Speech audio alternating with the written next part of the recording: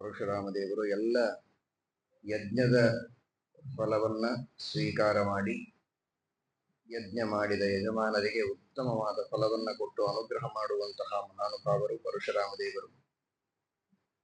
ಅಗ್ನಿಯಲ್ಲಿ ಅಂತರ್ಯಾಮಿಯಾಗಿದ್ದು ನಮ್ಮೆಲ್ಲರ ವಾಗೀಂದ್ರಿಯವನ್ನ ಪ್ರೇರಣೆ ಮಾಡಿ ಆ ವಾಗೀಂದ್ರಿಯದಿಂದ ಭಗವಂತನ ಸ್ತುತಿಯನ್ನು ಸೇವೆಯನ್ನು ನಿರಂತರವಾಗಿ ಮಾಡುವಂತೆ ಅನುಗ್ರಹ ಮಾಡುವವರು. ವಾಣಿ ಗುಣಾನುಕಥನೆ,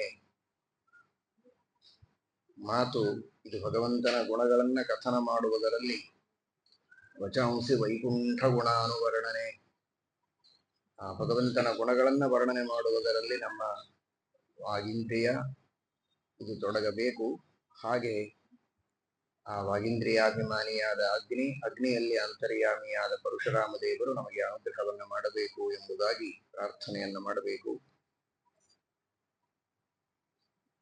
ನಿನ್ನೆ ದಿವಸ ವಿದ್ಯಾಧಿರಾಜ ತೀರ್ಥರ ಆರಾಧನೆ, ಟೀಕಾಕೃತ್ಪಾದರ ಸಾಕ್ಷಾತ್ ಶಿಷ್ಯರು, ಮಹಾನುಭಾವರು, ಮಹಾಜ್ಞಾನಿಗಳು, ಭಗವದ್ಗೀತೆಗೆ ಹಾಗೂ ವಿಷ್ಣು ಸಹಸ್ರನಾಮಗಳಿಗೆ ವ್ಯಾಖ್ಯಾನವನ್ನ ಮಾಡಿದಂತಹ ಮಹಾಪುರುಷರು. ಅತ್ಯಂತ ಪ್ರಾಚೀನವಾದ ವ್ಯಾಖ್ಯಾನ ಭಗವದ್ಗೀತಾ ಮತ್ತು ವಿಷ್ಣು ಸಹಸ್ರನಾಮಗಳಿಗೆ ಶ್ರೀಮದ್ ಆಚಾರ್ಯರ ಟೀಕಾಕೃತ್ಪಾದರ ನಂತರದಲ್ಲಿ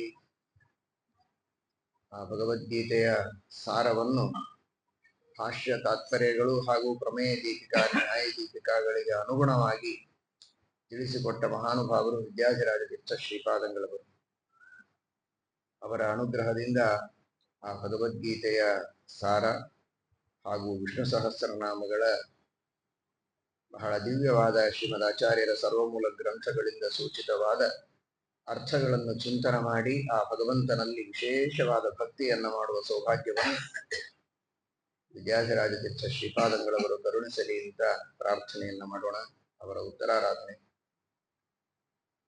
ಅದರಂತೆ ಇವತ್ತು ರಾಮಚಂದ್ರ ತೀರ್ಥರ ಪೂರ್ವಾರಾಧನೆ. ದ್ಯುಮಣ್ಯಭಿಜನಾಬ್ಧೀಂದುರಾಮವ್ಯಾಸ ಪದಾರ್ಚಕ ರಾಮಚಂದ್ರ ಗುರುರ್ಭೂಯಾತ್ ಕಾಮಿತಾರ್ಥ ಪ್ರದಾಯಕ ಅಂತ ದ್ಯುಮಣೀಂದ್ರ ಸೂರ್ಯ, ದ್ಯುಮಣ್ಯಭಿಜನ ಆ ಸೂರ್ಯವಂಶದ ಎಲ್ಲ ಜನರು, ರಾಜರು, ಇಕ್ಷ್ವಾಕು ವಂಶದ ಎಲ್ಲ ರಾಜರು. ಆ ಇಕ್ಷ್ವಾಕು ವಂಶದ ಜನರು ಒಂದು ಸಮುದ್ರ ಇದ್ದಂತೆ. ಆ ಸಮುದ್ರ ಉಕ್ಕೇರಬೇಕಾದರೆ ಪೌರ್ಣಿಮೆಯ ಚಂದ್ರ ಉದಯ ಆದರೆ ಸಮುದ್ರ ಇದು ಉಕ್ಕೇರುತ್ತದೆ.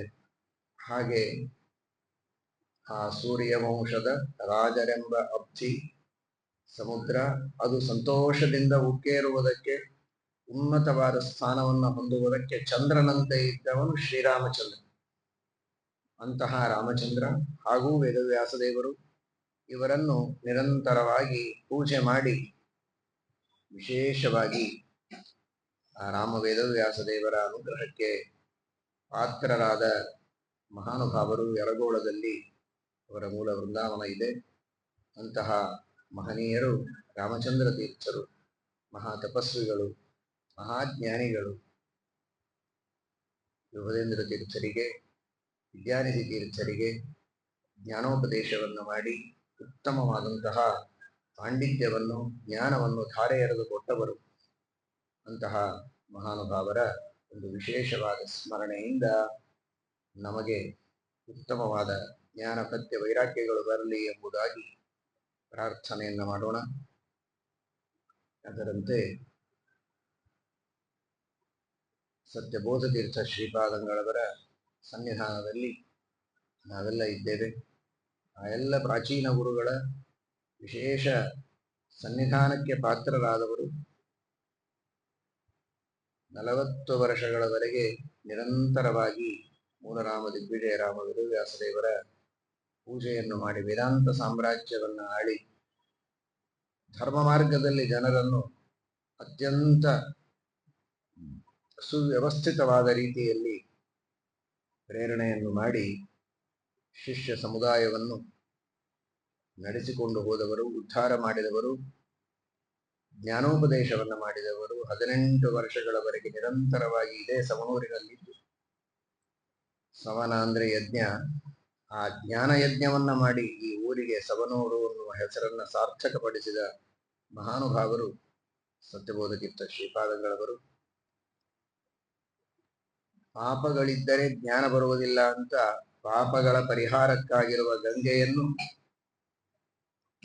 ಇಲ್ಲಿ ಸಾಕ್ಷಾತ್ಕರಿಸಿಕೊಂಡು ಭಕ್ತರಿಗೆಲ್ಲ ಆ ಗಂಗಾ ಸ್ನಾನದಿಂದ ವಿಷ್ಣು ತೀರ್ಥದಲ್ಲಿ ಪಾಪಗಳ ಪರಿಹಾರವಾಗಿ ಶುದ್ಧವಾದ ಜ್ಞಾನವನ್ನ ಪಡೆದುಕೊಳ್ಳುವುದಕ್ಕೆ ಅನುಗ್ರಹ ಮಾಡಿದವರು. ಉತ್ತರದಲ್ಲಿರುವ ಗಂಗೆಯನ್ನ ಈ ದಕ್ಷಿಣ ಭಾರತಕ್ಕೆ ಕರೆದುಕೊಂಡು ಬಂದು ಭಗೀರಥರಂತೆ ಒಂದು ವಿಶೇಷವಾದ ಆ ಗಂಗೆಯ ಸ್ನಾನ ಮಾಡುವ ಸೌಭಾಗ್ಯವನ್ನು ನಮಗೆಲ್ಲ ಅನುಗ್ರಹಿಸಿದ ಮಹಾನುಭಾವರು ಸತ್ಯಬೋಧಚಿತ್ತ ಶ್ರೀಪಾದಂಗಳವರು. ಅಂಥವರ ಅನುಗ್ರಹದಿಂದ ನಮ್ಮ ಪಾಪಗಳೆಲ್ಲ ಪರಿಹಾರವಾಗಿ ಉತ್ತಮವಾದಂತಹ ಜ್ಞಾನ ಸೂರ್ಯ, ಈ ಅಜ್ಞಾನಾಂಧಕಾರದಲ್ಲಿದ್ದ ನಮಗೆ ಆ ಜ್ಞಾನ ಸೂರ್ಯನನ್ನು ತೋರಿಸಿ ದಿವ್ಯವಾದ ಆ ಮೋಕ್ಷೋಪಯೋಗಿಯಾದ ಭಗವಂತನ ಜ್ಞಾನವನ್ನು ಕೊಟ್ಟು ಅನುಗ್ರಹವನ್ನು ಮಾಡಲಿ ಎಂಬುದಾಗಿ ಪ್ರಾರ್ಥನೆಯನ್ನು ಮಾಡೋಣ. ಶ್ರೀಕೃಷ್ಣ ಅರ್ಪಣ.